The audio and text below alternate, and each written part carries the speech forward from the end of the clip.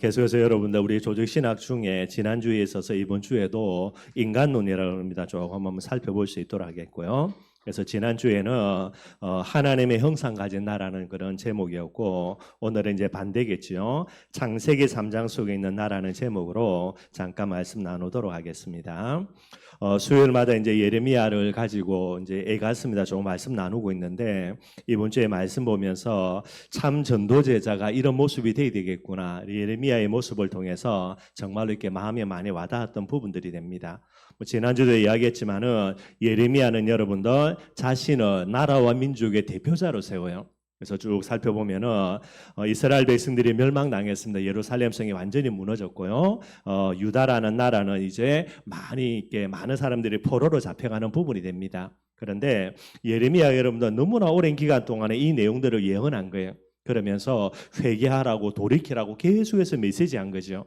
그런데 많은 이 유다 백성들이요, 지도자들부터 해서 이 예레미야를 매국노로 몰아가지고요, 계속 어려움 준 거예요. 두들겨 패고요, 감옥에 갇히고요, 죽이려고 하고요. 하나님의 은혜로 계속해서 이제 구원은 받지만은요, 이렇게 예레미야가 계속해서 메시지했는데 결국은 나라와 민족이 이제 완전한 멸망을 겪게 됩니다. 얼마나 어려움 당했냐, 그 비참함이 말로 표현하지를 못하는 거예요.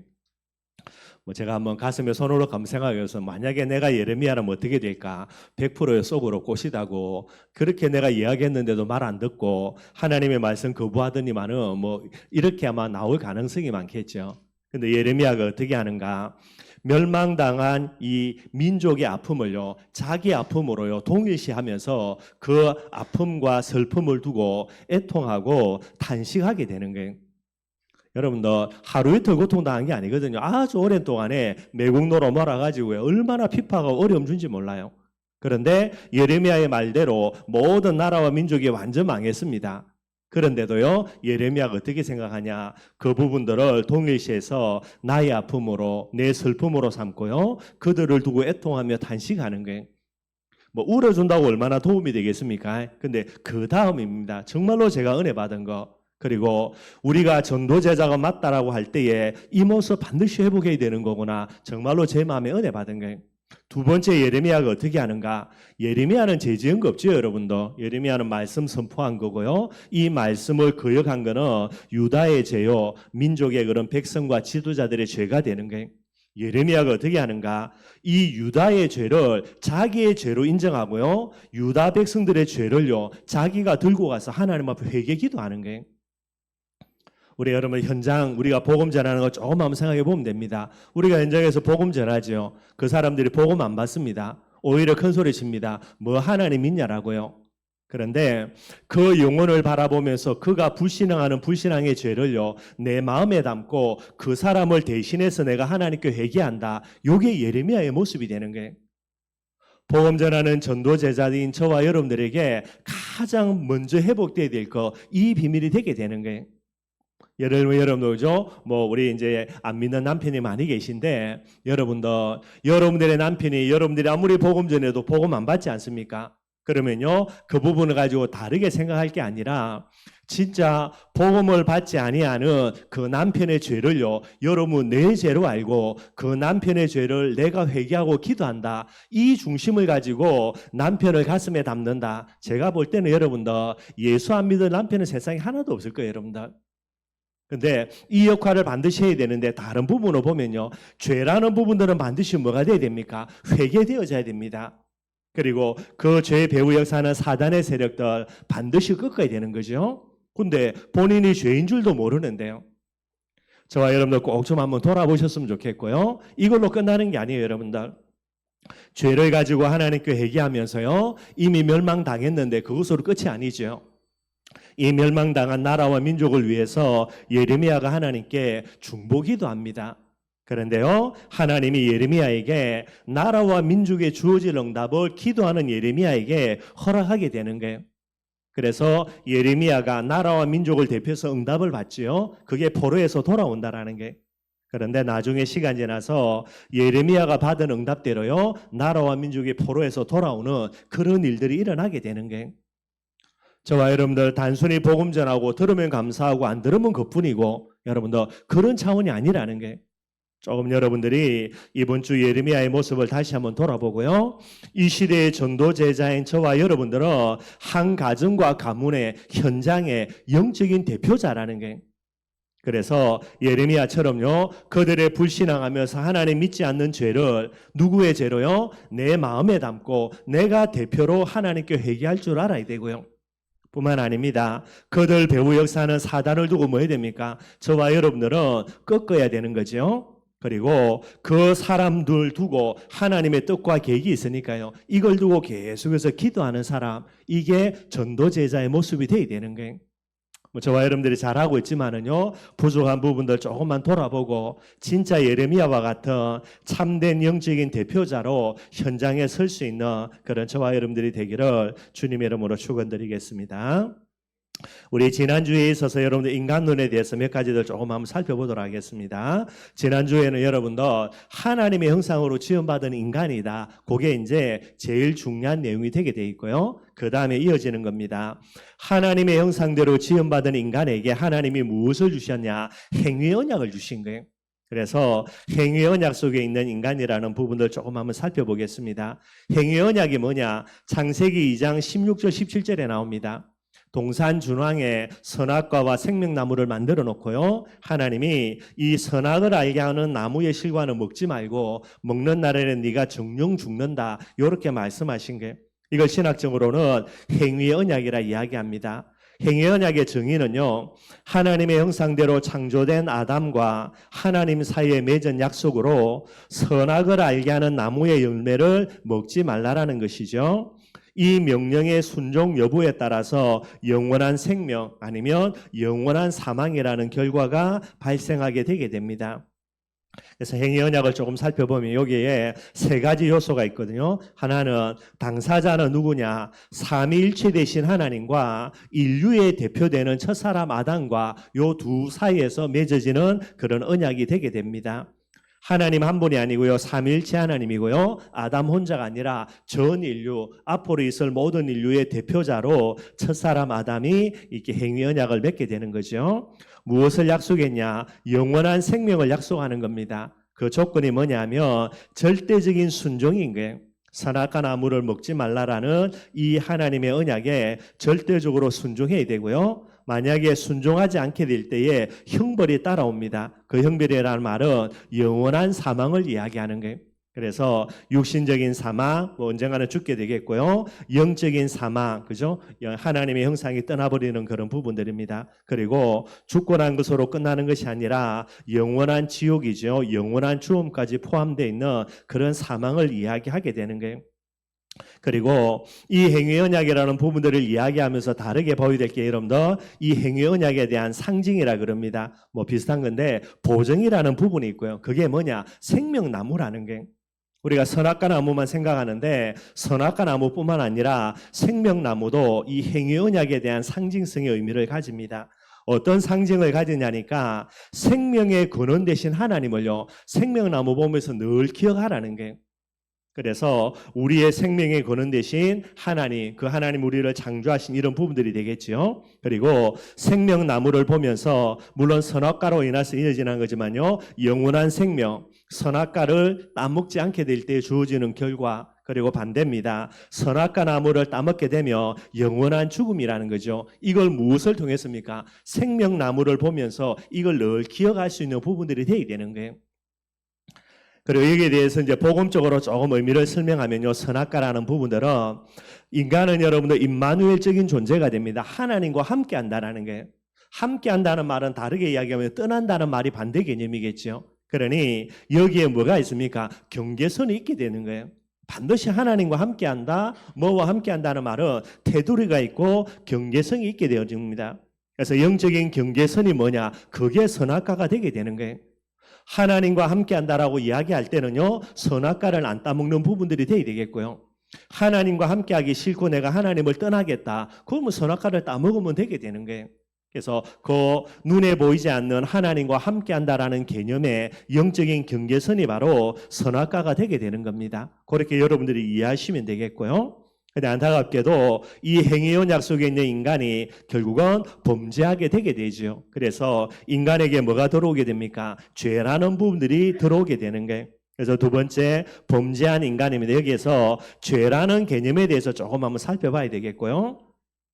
성경에서 말하는 죄의 개념하고요, 성경 밖에서 말하는 죄의 개념들이 많이 다르게 됩니다. 그래서 참고하는 부분들로 비성경적인 죄의 개념이 되는 게 이원론이라고 이야기하는 게 있습니다. 이제 이단들이 주로 따라가는 부분들인데요. 간단한 거는 육신은 악하고 영은 선하다 이렇게 이제 구분하는 거예요. 그러면은 육신은 선하고 육신은 악하고 영은 선한데 이 속에서 죄가 나오는데 뭐가 죄냐? 본질적으로 악할 수밖에 없는 육체로부터 죄가 시작되어진다. 이렇게 이제 죄를 보고 있다라고 이야기합니다. 라이프니츠라는 그런 이제 철학자이겠자, 이 사람은 과학자도 되겠지만은요, 이 사람은 죄에 대해서 뭐라고 설명했냐? 선이 없거나 이 선이 결핍된 상태가 죄다. 이렇게 설명을 했다 그래요. 참고 삼아 여러분 들으시면 되고요. 스피노자입니다. 이 사람은 뭐란 말이냐면 죄의식은 인간의 착각의 결과로 생겨나는 것이다. 이렇게 이야기했다 그래요. 말이 안 되죠, 여러분들. 프로이드라는 사람입니다. 이렇게 정신병을 분석하면서 이제 여러 가지 그런 이제 치료라는 부분들을 이야기했던 사람인데요. 프로이드는 죄라는 개념을 뭐라고 설명했냐면 병적인 상태와 및 그 불건전한 정신의 상태, 요걸 죄라고 그렇게 이야기를 했다 그래요. 칸트입니다. 철학자죠. 사람 안에 있는 본래적인 악이다. 이렇게 설명을 했다 그러고요. 무슨 말인지 여러분 깊게 생각할 거 없고 그냥 그런 거구나 넘어가면 됩니다. 죄라는 개념에서 성경적인 개념이에요. 구약과 신약을 조금 살펴보면 여러분들 여러 가지 그런 단어를 좀 설명을 해놨습니다. 구약에는 여러분들 하타트라는 단어가 있고요. 관역에서 벗어났다라는 게 이게 죄의 개념을 설명하는 단어입니다. 관역이 뭐지요? 여러분들 우리가 활을 쏠 때에 표적지가 바로 관역이 되는 거예요. 화살을 쐈는데 그 관역에서 벗어났죠. 이게 죄라는 개념이 되는 거예요. 그래서 관역이라는 말은 무슨 말입니까? 하나님이 우리에게 정하신 표적이 관역입니다. 거기에서 벗어나는 게 죄가 되는 거예요. 우리가 볼 때에 착하게 바르게 열심히 이런 기준이 아니고 원래의 관역입니다. 하나님이 우리에게 정해주신 관역, 거기에서 벗어나는 게 죄라고 이야기하는 게 다른 단어입니다. 아웰 혹은 아온이라는 단어가 있다 그러는데요. 지정된 길에서 벗어난다라는 게 그래서 관역에서 벗어났다와 비슷한 단어가 되게 됩니다. 구약에는 폐사라는 단어가 있다는데요. 복종할 권위에 하는 거? 도전하는 거. 요걸 죄라고 이야기하는 거예요. 하나님이 우리에게 정해주신 창조의 원리 속에 있는 중요한 계명입니다. 이 부분을 하는 겁니까? 어기는데 왜 어기죠? 그 권위에 도전하는 부분이다. 그렇게 설명하고 있는 거예요. 그리고 아삼 혹은 마알이라고 그럽니다. 그 뜻은요, 반역이라는 뜻이에요. 누구를 반역하는 겁니까? 하나님을 반역하는 거, 이게 바로 죄라는 부분들을 설명하고요. 아웬이라 그럽니다. 이 뜻은 이제 공허하다는 말이죠. 공허하다는 말은 가득 차 있어야 되는데 그곳이 비어 있는 거예요. 우리의 마음속에 그죠? 뭐로 차야 됩니까? 하나님의 말씀으로요, 언약으로, 계명으로 차 있어야 되는데 그것을 비워버리고 다른 것을 채우는 거예요. 이걸 가리켜서 죄라고 그렇게 설명을 한답니다. 신약에서는 여러분 하말티아라 그래요. 우리가 이렇게 쓰는 말입니다. 이게 이제 구약에는 하다트라는 단어가 되고요. 똑같습니다. 관역에서 벗어난 거, 요게 하말티아고요. 아디키아라는 단어를 씁니다. 바르지 않다라는 게 올바른 부분에서 바르지 않는 모습으로 변질된 거, 그걸 죄라고 이야기하고요. 파라바시스 어떤 뜻이냐면 바른 길에서 벗어난다. 거의 비슷한 내용이 되게 됩니다. 그리고 파랍토마라는 단어가 있습니다. 발을 헛디딘다라는 뜻이 되는 거예요. 그래서 헛디디는 거, 요걸 이제 죄라고 그렇게 설명을 하고 있게 되어지는 거예요. 우리가 가야 되는 정상적인 길이 있는데 거기에서 벗어나서 잘못된 부분을 헛디딘다. 이런 의미가 되고요. 아노미아라 그럽니다. 뭘 자체가 이제 불법이라는 거예요. 그리고 파라노미아입니다. 법에 대해서 반대한다라는 거. 죄에 대한 개념들 이렇게 쭉 설명하는 거예요. 그래서 신구약을 통해서 볼 때의 죄에 대한 개념은요, 하나님의 말씀을 어기는 것으로 율법에 어긋나는 이성적인 행위나 그 성향 또는 그런 상태라고 그렇게 여러분들 설명을 하시면 됩니다. 이게 이제 성경에서 말하는 죄라는 부분들이 되게 되는 거예요. 그리고 여러분들 죄의 성질입니다. 우리가 조금 살펴보면 되고요. 죄라는 것은 특별 악이다 그렇게 이야기해요. 영어로는 여러분 악이라는 단어가 이빌이라는 단어가 되고요. 죄라는 단어는 영어로 sin이라는 단어가 됩니다. 조금 설명을 하면 악이라는 단어는 죄를 포함한 좀 더 포괄적인 개념으로요. 천재지변, 여러 가지 질병, 저주와 재앙 이런 것 같은 비인격적인 요소를 포함하지만은 죄라는 것, sin이라고 이야기하는 것은요. 인간이 직접 책임을 지고 정죄를 받아야 하는 도덕적인 악을 말한다라는 게. 그래서 큰 덩어리의 악 속의 한 부분으로 죄라는 개념이 들어가 있다. 이렇게 설명을 합니다. 죄라는 것은 절대적인 성질을 갖는다 그래요. 그래서 성과 악이라는 이 부분에 중간 상태는 없다라는 겁니다. 이게 이제 절대적인 성질로 설명을 하고 있고요. 죄라는 것은 한마디로 하나님의 율법에 대한 불일치, 요걸 이제 죄라고 이야기를 한다라는 거예요. 그리고 죄에는요, 죄책과 오염이라는 부분들이 포함되어 있다는 거죠. 죄책은 뭐냐니까 죄에 대한 책임과 그에 따르는 형벌입니다. 요걸 죄책이라 이야기하고요. 오염이라는 게 있어요. 죄로 말미암아 오염됐다는 말은요, 인간 심령이 부패한 겁니다. 요걸 가리켜서 오염이라 그렇게 설명을 하고 있습니다. 죄가 어디에 자리 잡는가? 지정의인 전인격적인 마음에 죄가 자리를 잡는다. 이렇게 설명을 하고 있고요. 그래서 마음속으로 짓는 죄도 행동으로 짓는 죄와 똑같은 죄라고 성경은 이야기를 하고 있습니다.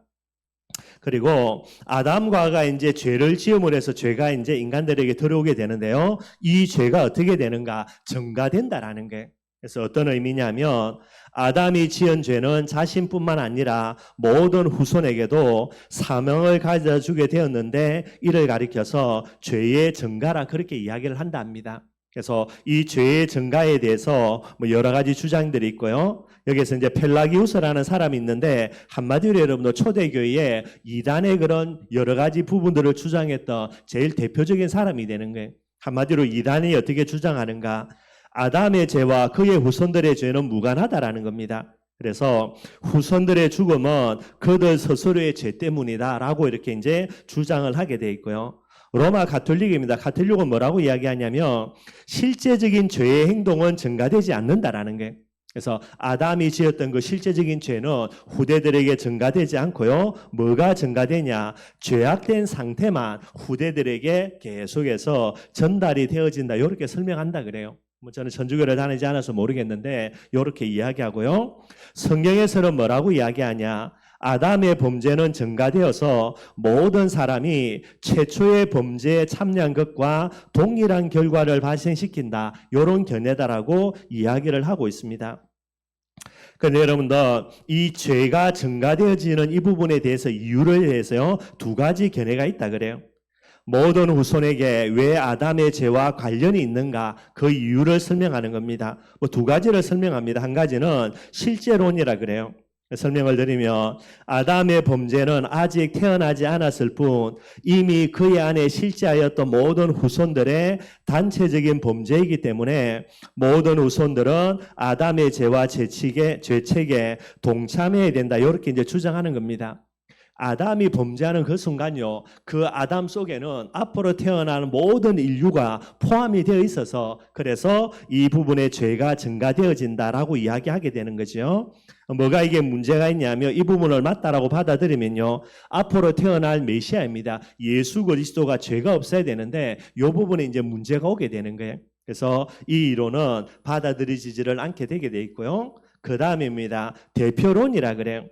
아담은 모든 인간의 선조이며 언약의 대표요 법적인 대표이기 때문에 아담의 범죄는 그 후손들에게 효력이 미칠 수밖에 없다. 이렇게 이제 이야기를 하게 됩니다. 그래서 이 부분들은 이제 우리가 받아들이는 그런 모습이 되게 돼 있고요. 다섯 번째입니다. 죄의 결과라 그래요.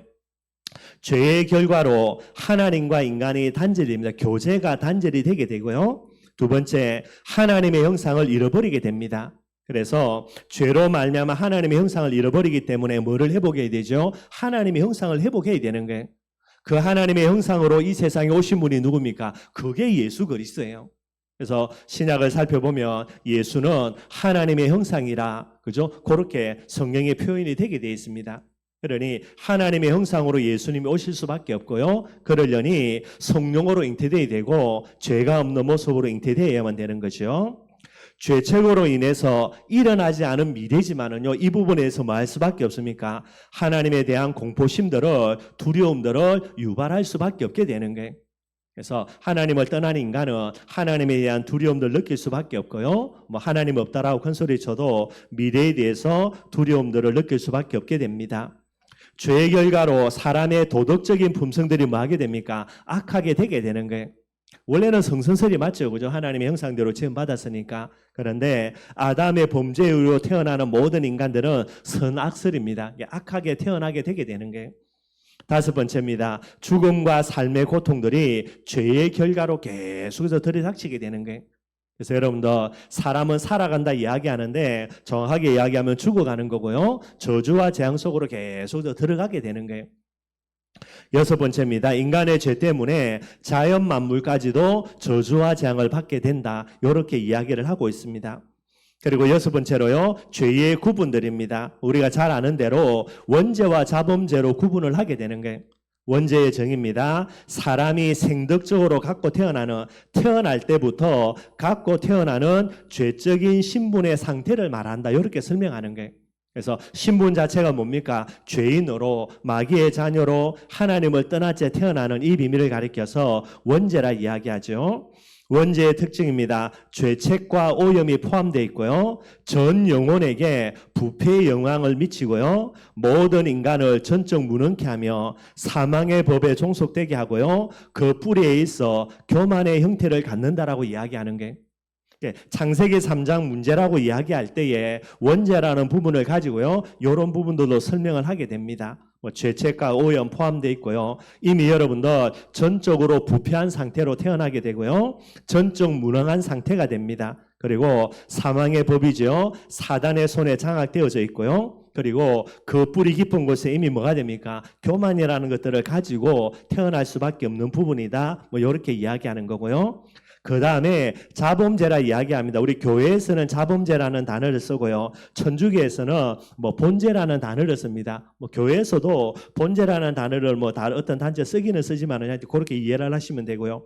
자범죄의 정의입니다. 원죄로부터 생겨나는 의식적인 사고와 의지의 작용을 말하면서 각 개인에게 책임이 부과되는 죄, 이걸 이야기하고 있고요. 종류로는 알고 지은 죄, 모르고 지은 죄, 그래서 연약죄, 본인이 연약해서 모르고 지은 죄, 고범죄라 이야기합니다. 알고도요, 완악한 심령으로 짓는 죄, 이걸 가리켜서 고범죄라 그렇게 이야기를 하고요. 또 다른 부분으로 구분합니다. 성경에는 용서받지 못할 죄가 있다라는 게 자범죄 중에요. 그래서 이걸 가리켜서 성령을 회방하는 죄라 이야기합니다. 절대로 용서받지 못한다. 그렇게 이제 이야기를 하고 있고요. 조금 더 부수적으로 이야기하면 천주교를 조금 이야기하면 천주교는 자범죄지요. 본죄를 두 가지로 구분을 해요. 하나는 소죄, 대죄. 쉽게 이야기하면 큰 죄, 작은 죄라 그렇더라고요. 그래서 소죄는 작은 죄, 큰 죄는 대죄라 이야기하는데 그러면 큰 죄, 대죄가 뭐냐?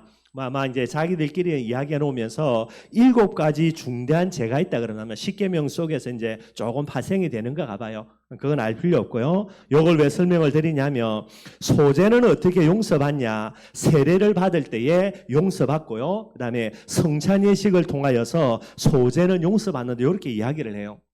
그러면서 큰 죄입니다. 대죄지요. 대죄는 세례받고 성찬으로 해서 용서받지 못하니까 신부한테 찾아가가지고 고해 성사를 해야 사죄를 받는다. 이렇게 이야기를 한다 그래요. 그렇게 구분을 합니다. 제가 볼 때는 말이 안 되는 거예요, 여러분들. 그죠? 하나님 앞에 큰 죄, 작은 죄가 어디 있습니까? 똑같은 죄지. 그래서 이런 부분에 여러분 참고 삼아 조금만 이해하시면 되겠다 싶습니다. 죄라는 부분들을 이야기할 때 저와 여러분들 꼭 좀 알아야 될 게 있는데요. 그게 바로 형벌과 징계라는 부분이 되어져요. 그래서 형벌은 뭐냐? 죄라는 부분들은 율법을 위반하는 것이죠. 그래서 율법의 위반으로 하나님의 공의가 침범될 때에 하나님 자신의 거룩을 나타내시기 위해서요. 또 그의 공의를 만족하기 위해서 직접 혹은 간접적으로 가하시는 고통이나 손실을 의미한다. 그렇게 이야기합니다. 그래서 그 내용으로는요, 영적인 사망, 그런 생활의 고통도 쉽게 하면 저주와 재앙이죠. 육체적인 죽음, 영원한 죽음 등이 있다라고 이야기하는 거예요. 그래서 범죄하는 인간에게 그 죄에 대한 결과물로 하나님이 채찍질 아니죠. 이게 벌하시는 내용입니다. 요걸 여러분들 형벌이라 이야기하고요. 두 번째 징계라는 게 있습니다. 징계는 뭐냐면 믿음으로 의롭게 된 성도들에게 하나님이 사랑이라는 이 부분들 때문에 채찍을 가하심으로 올바른 신앙의 자리로 되도록이 하시는 하나님의 사랑의 표현을 가리켜서 징계라 그렇게 이야기하는 거예요. 하나님의 택한 백성인 저와 여러분들에게는 형벌이 따라오는 게 아니고 뭐가 따라옵니까? 징계라는 부분들이 따라오고요. 반대로 하나님을 모르는 사람들은 징계가 아닙니다. 형벌이라는 부분들의 결과물이 오게 되는 거예요. 그래서 징계의 목적입니다. 하나님께 복종하고 명령을 준행케 하기 위하여서 우리를 하나님이 징계하시기도 하고요.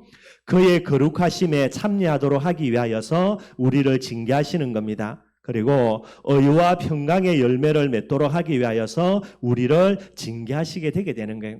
그래서 이 징계받을 때에 우리의 자세입니다. 히브리서 12장 8절에 보면 징계가 없으면 사생자요 친아들들이 아니라 그랬어요.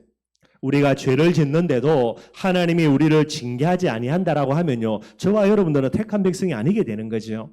그래서 징계가 없다며, 그죠? 뭐 또 다르게 비슷한 부분들로 형벌이 없는 부분이 된다며 이건 더 큰 저주가 되는 거예요.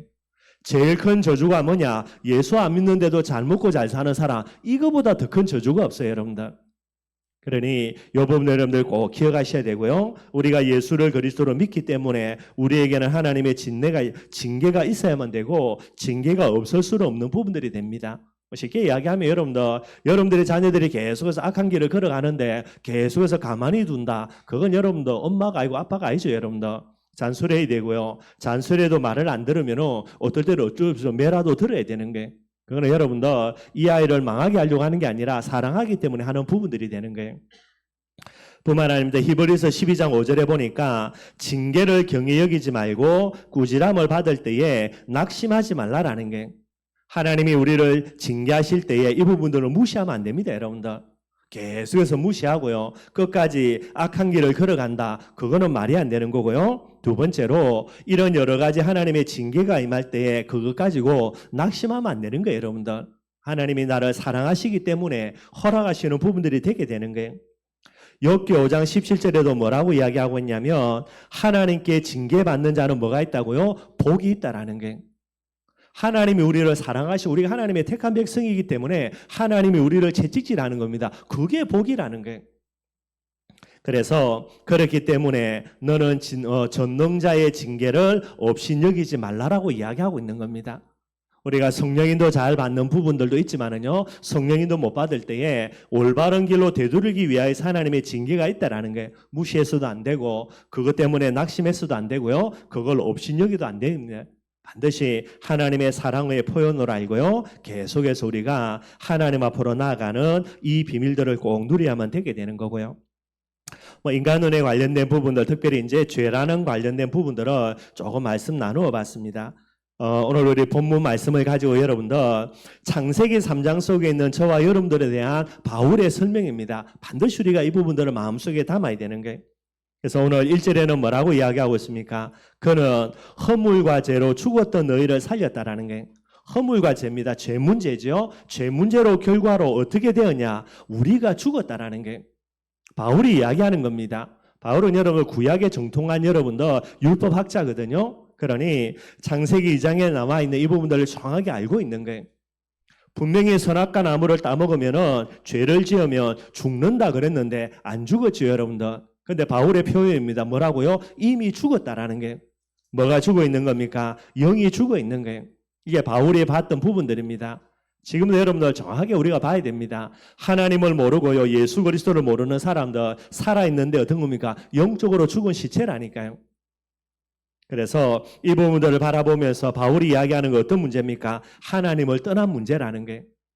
그 정도가 아니죠. 2절에는요, 너희는 그 가운데서 행하여 이 세상 풍조를 따르고요. 영이 죽어 있으니까 어떻게 됩니까? 이 세상 풍조를 따르고 공중권세 잡은 자를 따를 수밖에 없다라는 겁니다. 어떤 문제죠? 사단 문제가 되게 되는 거예요. 영이 죽어서 그런 거예요, 여러분. 영이 죽으니까 마귀를 따를 수밖에 없고요. 마귀의 손에 붙들릴 수밖에 없게 됩니다. 운명과 사주팔자 속에 움직일 수밖에 없게 되게 되는 거고요. 그러면서 3절이죠. 전에도 우리도 다 그 가운데서 우리 육체의 욕심을 따라 지내며 육체와 마음에 원하는 것을 하여서 다른 이들과 같이 본질상 진노의 자녀라는 거예요. 우리의 본질이 뭡니까? 진노입니다. 저주와 재앙이 되는 거예요. 무엇 때문입니까? 죄 문제로 오는 그런 결과물이 되게 돼 있죠. 바울이 이야기합니다. 허물과 죄로 죽었다. 하나님을 떠난 문제고요. 세상 풍조 따르고 공중원세 잡은 자를 따르고 있다. 사단 문제고요. 본질상 진노의 자녀다. 죄의 문제가 되게 되는 거예요. 바울이 정확하게 설명하고 있습니다. 그래서 이걸 제가 이제 신학적으로 조금 사람들이 이제 설명하는 걸 이야기하면요. 하나님을 떠났다는 말은 무슨 말입니까? 전적 부패라. 저와 여러분들 같이 있는 것처럼 보여도요, 하나님 보실 때는 전적으로 부패한 존재입니다. 머리끝부터 발끝까지 같이 있는 게 하나도 없다는 말이 되게 되는 거예요. 그래서 옛날에 한번 말씀드렸죠. 인간은 뭐가 없습니까? 세 가지가 없습니다, 여러분들. 그 첫 번째가 뭐지요? 구원받을 만한 가치가 있다, 없다? 전혀 없다라는 거예요. 저와 여러분들은 구원받을 만한 가치 있는 게 전무한 사람이 됩니다, 여러분들. 이게 창세기 3장 문제 중에 하나님 떠난 문제가 되게 돼 있고요. 사단 문제는 뭡니까? 전적 무능이라 그래요. 그러니 우리에게 뭐가 없다고요? 구원받을 만한 능력이 전혀 없습니다, 여러분들. 구원의 가치가 없고 구원의 능력이 없는 사람들이 저와 여러분들이에요. 물론 우리가 다른 사람과 비교하며 능력도 있습니다, 여러분들. 또 다른 사람들과 비교할 때에 가치도 있을 수 있겠지요. 그러나 하나님 앞에 설 때에 창세기 3장 문제 앞에 설 때는 전혀 가치도 능력도 없다라는 거예요. 죄 문제입니다. 어떤 문제입니까? 전적 타락이라 그래요. 그래서 우리는 구원받을 만한 의가 있습니까? 없습니까? 없는 거예요, 여러분들. 구원의 의도, 구원의 능력도, 구원의 가치도 전혀 없는 존재가 누굽니까? 그게 저와 여러분들 창세기 3장 속에 있는 인간이 되게 되는 거예요. 결론 반드시 내려져야 됩니다. 여기에 결론 못 내리니까 뭐예요? 착하게 살게, 바르게 살게, 열심히 살게 헛소리하게 되는 거예요, 여러분들. 그래놓고 어디 속으로요? 복음 속으로는 절대로 안 들어가게 돼 있고요. 우리 자신뿐만 아닙니다. 성경은 이야기합니다. 세상의 모든 인간이 한 사람도 예외 없이 구원의 가치와 구원의 능력과 구원의 의가 없다라고 이야기하게 되는 거예요. 그래서 바울이 에베소서 2장 1절, 2절, 3절에 이야기하는 게 그겁니다, 여러분들. 아무리 큰 소리 쳐도 구원의 가치가 없고요. 아무리 능력이 있어도 구원의 능력이 없고요. 아무리 지가 선하다 감질러도 구원의 의가 없게 되는 거예요. 그래서 바울이 이야기합니다. 4절에 뭐라고 이야기합니까? 긍휼이 풍성하신 하나님이 우리를 사랑하신 그 큰 사랑을 인하여 구원의 출발이 어디부터지요? 여러분들 4절에 이야기합니다. 긍휼에 풍성하신 하나님, 그 하나님의 사랑하니 우리를 사랑하신 그 큰 사랑을 인하여 이게 구원의 출발이에요, 여러분들. 구원의 출발은 오직 어디로요? 하나님의 사랑입니다. 그래서 요한복음 3장 16절에 하나님이 세상을 이처럼 사랑하사 독생자를 주셨다라는 거예요. 우리가 똑똑하고 우리가 잘나고 우리가 능력이 있다면 하나님이 그것 가지고 구원받아라 그러겠죠. 근데 없다니까요, 여러분들. 없다라고 이야기하는데 계속해서 있다라고 말하면서 큰 소리 치면서 엉뚱한 길로 걸어가고 있는 거예요. 누구 무시하는 겁니까? 더 큰 죄입니다, 여러분들. 원죄와 자범죄 속에서 짓는 죄보다 더 큰 죄가 뭐냐? 우리는 안 된다라고 이야기하셔서 하나님의 사랑 때문에 복음 주셨는데 그거 팽개치고요. 나는 할 수 있다라고 말하는 거, 이게 더 큰 죄가 되는 거예요. 구원의 출발은 전적인 하나님의 사랑입니다. 내 잘난 거 아닙니다, 여러분들. 그러니 교만하면 안 되는 거예요, 여러분들. 하나님이 있는 모습 그대로 우리를 사랑하신 그 사랑 때문에 저와 여러분들이 이 자리에 앉아 있는 거예요. 두 번째입니다. 구원의 방법이 뭐라고요? 5절입니다. 허물로 죽은 우리를 누구와 함께? 그리스도와 함께 살리셨고요. 왜 그리스도와 함께 살립니까? 죄 문제 해결하는 제사장, 하나님 떠난 문제 해결하는 선지자, 사단 문제 해결하는 왕이 되는 거예요. 그리스도 외에는 안 됩니다, 여러분들. 우리에게 어떤 부분이 있다면 모르겠지만은요, 안 되기 때문에 전적으로 전무하기 때문에 하나님이 그리스도를 보내신 부분이 되는 거예요. 그래서 늘 말씀드리는 겁니다. 그리스도는 뭐가 돼야 됩니까? 오직 돼야 됩니다, 여러분들.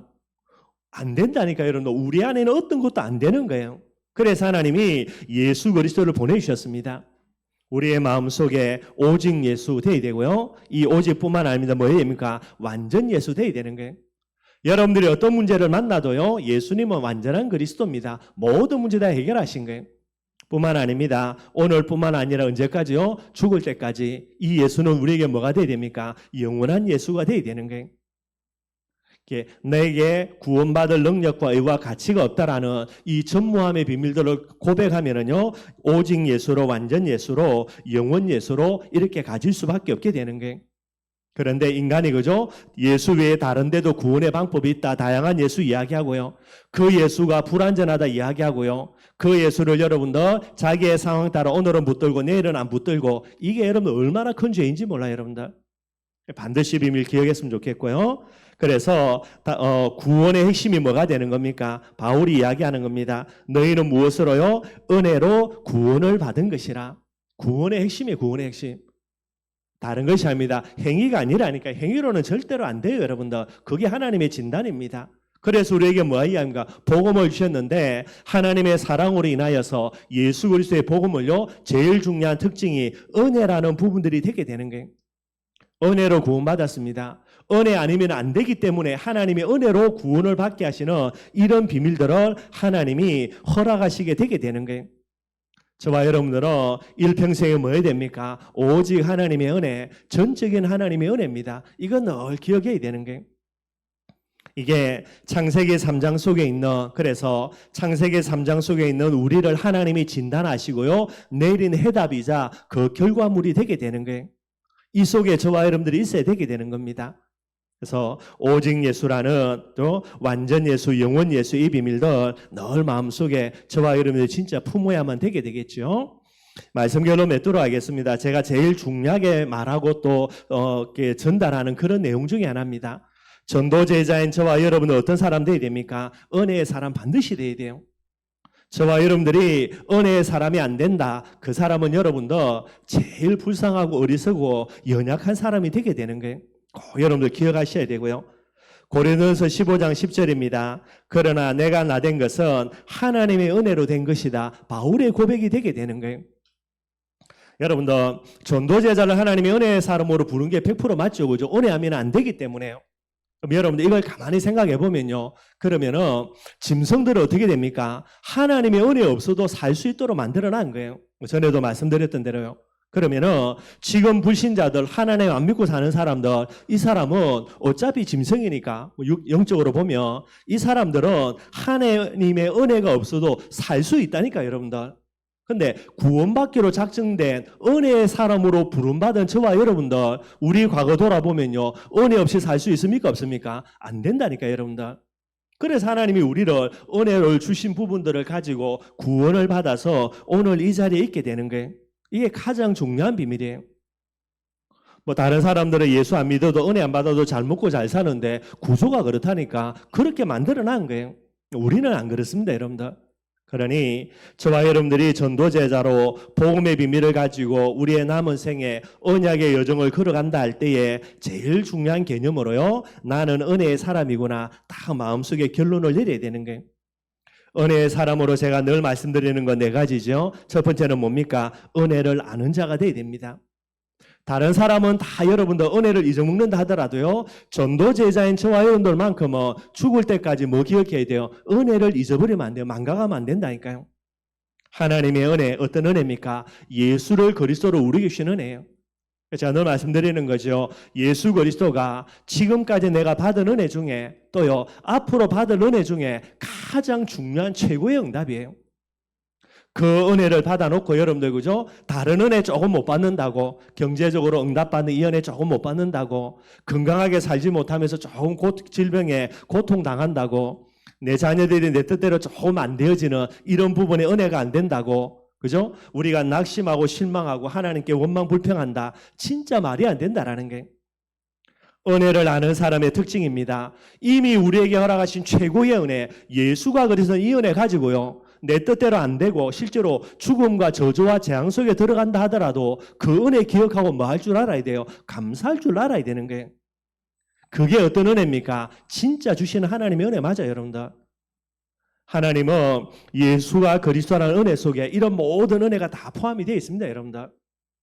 좀 말은 그렇지만은 저와 여러분들이 오늘부터 이 은혜 전혀 안 받더라도요, 진짜 은혜만 기억하며 예수가 그리스도라는 은혜만 내 마음속에 기억하고 있으면요, 상관없게 되는 게 그게 예수 그리스도의 은혜가 되는 거예요. 저와 여러분들은 은혜의 사람입니다. 은혜를 아는 자가 돼야 돼요. 배은망덕하다는 거 우리가 얼마나 큰 욕이 됩니까, 여러분들? 하나님 앞에 은혜를 망각해 버린다. 정말로 배은망덕한 사람이에요. 그래놓고 뭐 나를 향해서 복 달라, 뭐 내가 잘 먹고 잘 살게 해달라. 여러분들 뒤통수 안 맞는 게 하나님의 은혜라니까. 저와 여러분들 기억해야 되겠고요. 두 번째입니다. 은혜를 진짜 안다면 뭐 하는 겁니까? 은혜에 일평생 감사하는 자가 돼야 돼요, 여러분들. 뭐 가지고요? 지금부터 응답 하나도 못 받아도 죽을 때까지 예수가 그리스도라는 축복, 최고의 축복만으로 일평생 하나님께 감사할 수 있는 사람이 돼야 되는 거예요. 요게 은혜의 사람입니다, 여러분들. 성경은 이야기합니다. 시편 50편 23절에 감사로 제사를 드리는 자가 나를 영화롭게 하나니, 뭐 두말할 필요가 없겠지요. 그 다음에 뭐라고 이야기했습니까? 제가 자주 설교 말씀드렸던 거죠. 그의 행위를 옳게 하는 자에게 내가 하나님의 구원을 보이리라. 옳게 한다는 말이 무슨 말입니까? 바르게 한다는 거죠. 뭐가 바른 겁니까, 여러분들? 예수가 그리스도라는 복음 하나만으로 일평생 감사하는 사람, 이게 올바른 행위예요. 내 뜻대로 안 됐다고 원망불평한다. 바른 게 아니라니까, 틀린 거라니까. 내가 조금 복음 때문에 어려움 당한다고요? 그래서 원망불평한다. 그것도 틀린 거라니까, 여러분들.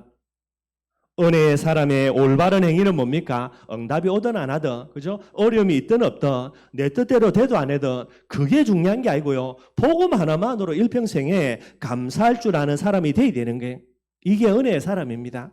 그 사람은 여러분들 반드시 모든 문제 해결이라는 하나님의 축복 응답들 반드시 받아 누릴 수 있는 게. 세 번째 은혜의 사람은 어떤 사람입니까? 은혜의 소원 가져야 됩니다, 여러분들. 잘 먹고 잘 살려고 소원 가지는 게 아니고 어떤 소원 가져야 돼요? 은혜 받는 소원을 가져야 되는 게.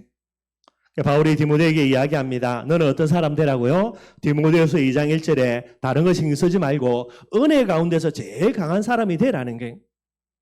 여러분들, 다른 욕심은 사단이 역사하는 통로가 되는 잘못된 욕심이 됩니다. 욕심이 잉태해서 죄와 사망의 길로 들어가게 하니까요. 우리는 어떤 욕심 가져야 됩니까? 다 내려놓고 한 가지 거룩한 욕심, 뭐만 가지면 됩니까? 은혜의 욕심 딱 가져야 돼요. 이것만 딱 가지면 됩니다. 은혜만 받고 있으면요, 어떤 은혜입니까? 올바른 은혜만 받고 있으면 여러분들 응답 누리게 돼 있고요. 여러분들 다 증인되게 돼 있어요, 여러분들. 여러분들의 주위에 있는 사람들 다 살아나게 되게 돼 있는 거예요. 잘못된 여러분들 욕심입니다. 그걸 내려놓고요, 올바른 욕심, 은혜의 욕심 딱 가져야 돼요. 이게 은혜의 사람이에요, 여러분들. 은혜 가운데서 계속해서 강한 자, 그 사람이 결국은 하나님의 축복 응답의 주인공이 되게 되는 거예요. 마지막으로 은혜의 사람입니다. 어떤 모습이지요? 은혜의 정의인돼야 돼요. 아무리 내가 잘나도 내 자랑 안 됩니다, 여러분들. 누구 자랑해야 됩니까? 오직 그리스도 자랑해야 돼요. 하나님의 사랑 자랑해야 됩니다. 은혜의 정의인돼야 된다니까요. 사도행 1장 8절에 예수님이 이야기합니다. 성령이 너에게 임하시면 너희가 권능받고 뭐 하는 거죠? 땅끝까지 이르러 누구 증인요? 내 증인. 예수가 그리스도라는 이 은혜에 뭐가 돼야 됩니까? 증인돼야 되는 거예요. 우리 춘천희망교회 모든 성도들요, 다른 거 없습니다. 지금부터 죽을 때까지 나는 어떤 사람입니까? 은혜의 사람. 이것만 늘 기억하면 돼요. 다른 거 아닙니다, 여러분들. 행위가 아니라니까. 저와 여러분들은 은혜로 구원받았습니다. 은혜 때문에 사는 사람이고요. 이거 딱 결론 내리면 돼요. 그래서 일평생 받은 은혜 까먹지 말고 여러분들 새로운 은혜 달라 안 해도 된다니까. 주신 은혜만 기억하면 된다니까요. 그 은혜 중에 최고의 은혜, 예수가 그리스도라는 은혜 이미 받았으니 우리가 이 자리에 있는 거죠. 이것 가지고 여러분들 항상 감사하는 자리에 설 수 있습니다. 그리고요, 다른 거는 욕심 낼 필요도 없고요. 은혜 욕심 가지고 제일 은혜 많이 받으면 되고요. 그 사람은 반드시 은혜의 정인이 되도록 하나님 다 역사해요, 여러분들. 말 안 해도 여러분들의 삶을 통하여서 예수가 그리스도 맞구나 다 보여집니다, 여러분들. 이런 삶이 바로 전도제자의 삶이 되게 되겠죠. 이 축복을 누리는 저와 여러분들이 되기를 주님의 이름으로 축원드리겠습니다. 우리 말씀 생활하면서 찬송가 284장 찬양하겠습니다.